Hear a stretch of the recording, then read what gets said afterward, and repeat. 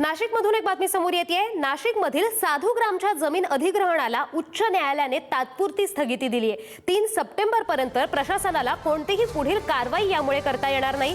आगामी सिंहस्थ कुंभमेळ्यासाठी सुरू असलेल्या भूसंपादन प्रक्रियेत बाधितांच्या हरकती आणि म्हणणं न ऐकता ताबा घेण्याची घाई होत असल्याचं न्यायालयाने निरीक्षण नोंदवलंय।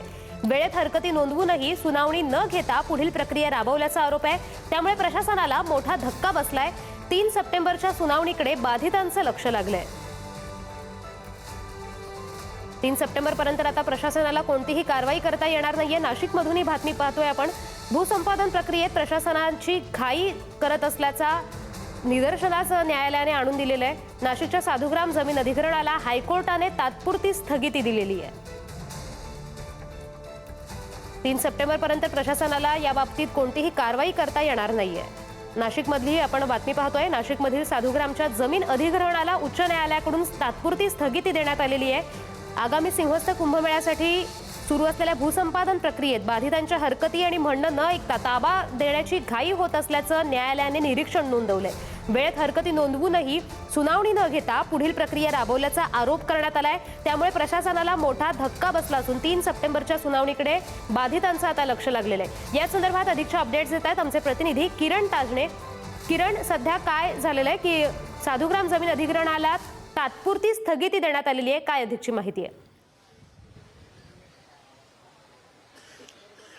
आदिती, खरं म्हणजे या सगळ्या काळामध्ये वर्षभरावर कुंभमेळा येऊन ठेपलेला आहे आणि या कुंभमेळ्याच्या अनुषंगाने जर बघितलं तर साधूग्राम करण्यासाठीची काही जमीन अधिग्रहित करण्याबाबतचा प्रस्ताव नाशिक महानगरपालिकेच्या माध्यमातून शासन पातळीवर पाठवण्यात आलेला होता। त्याला मंजुरी सुद्धा देण्यात आलेली होती। मात्र मागील काळातलं जे भूसंपादन झालेलं आहे त्याचेच पैसे आतापर्यंत अनेक शेतकऱ्यांना मिळालेले नाहीये। मग असं असताना पुन्हा एकदा भूसंपादन करण्याची जी प्रक्रिया राबवली जाते त्यावर शेतकऱ्यांनी आक्षेप घेतलेला होता। उच्च न्यायालयामध्ये गेलेले होते आणि त्या सगळ्या अनुषंगाने उच्च न्यायालयानं अनेक शेतकऱ्यांचं, जमीन मालकांचं म्हणणं ऐकून घेतल्यानंतर स्थगिती दिलेली आहे। 3 सप्टेंबरला पुन्हा याबाबतची सुनावणी होणार आहे आणि या सुनावणीपर्यंत कुठलीही कार्यवाही प्रशासनानं करू नये अशा स्वरूपाच्या जे निर्देश आहेत ते न्यायालयानं दिलेले आहेत। त्यामुळे प्रशासनाला हा मोठा दणका मानला जातोय। आता येत्या काळामध्ये 3 सप्टेंबरला होणाऱ्या सुनावणीमध्ये प्रशासकीय बाजू काय नेमकी मांडली जाते आणि इतकंच नाही